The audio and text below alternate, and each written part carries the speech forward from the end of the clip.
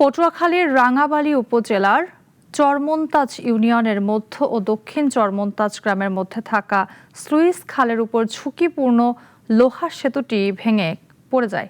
এতে ভোগান্তিতে পড়েছেন দুই গ্রামের মানুষ।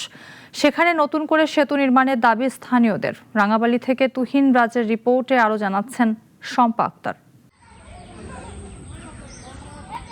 রাঙ্গাবালী উপজেলার চরমন্তাজ ইউনিয়নের মধ্য ও দক্ষিণ চরমন্তাজ এলাকার যোগাযোগে লোহার সেতুটি নির্মিত হয় প্রায় ২০ বছর আগে। বেশ কয়েক বছর ধরেই চলাচলের অনুপযোগী হয়ে পড়ে সেতুটি। স্থানীয়রা জানান, নিয়মিত ঝুঁকি নিয়ে চলাচল করতে হতো।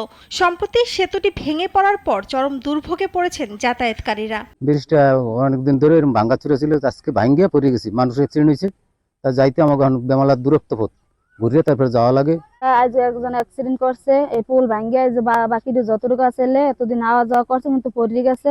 সরকারের কাছে বিনীত অনুরোধ করে বলছি, আমাকে এই ব্রিজটা যে কি কাজে আমরা এই জায়গায় মানুষ আমরা পাইতে পারি। স্কুলে যাতায়াত করতে পারছে না শিক্ষার্থী, ফসল বাজারে নিতে বিপাকে পড়ছেন কৃষক। এছাড়াও অসুস্থ রোগী ও জরুরি প্রয়োজনে পারাপার করতে গিয়ে ভোগান্তি আরো বাড়ছে। ওই পারেই হচ্ছে আপনার হাই স্কুল, তারপর প্রাইমারি স্কুল, এতে করে বাচ্চারা আরো অন্যান্য অনেক মানুষ আছে যাদের যেতে অনেক অসুবিধা হয়। এ বিষয়ে উপজেলা প্রকল্প বাস্তবায়ন কর্মকর্তার সাথে যোগাযোগ করা হলে এই সেতুটি তাদের দফতরের নয় বলে নিশ্চিত করেছেন এবং প্রয়োজনীয় পদক্ষেপ নেবার কথাও জানান।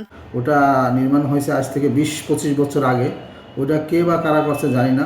তারপর আমি ওখানে যাব, যায় যদি খালের যদি দৈর্ঘ্য আমাদের 50 মিটার হয় তাহলে আমরা আমাদের মন্ত্রণালয়ে প্রস্তাব পাঠাবো। আর যদি 50 মিটারের ঊর্ধ্বে হয় তাহলে হয়তো বা হেলজিডি বা অন্য কোনো দপ্তরের মাধ্যমে এই কাজ সম্পূর্ণ করা সম্ভব হবে।